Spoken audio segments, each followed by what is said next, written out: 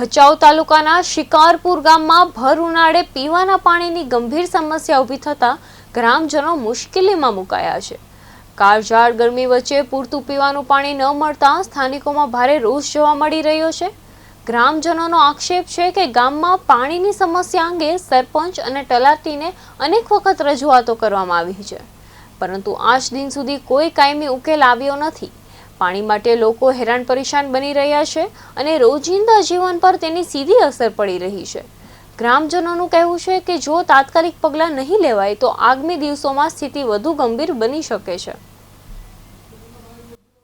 અમારું ગામ શિકારપુર સરપંચને છેલ્લા 5 વર્ષથી રજૂઆત કરી છે।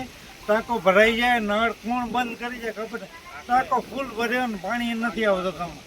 1 મહિનાથી પાણી ગામમાં નથી, કોઈને કાંઈ ચિંતા જ નથી કે અમારે ઘરે આવે ને હાલે। એ સરપંચને ફોન કરીને એવો જવાબ દે કે ટાંકો ભરાઈ જાય એટલે નળ ખોલશો, બંધ કરી નાખ્યો। સરપંચને હજી 2 દિવસ પહેલાં મેં ફોન કર્યો હતો।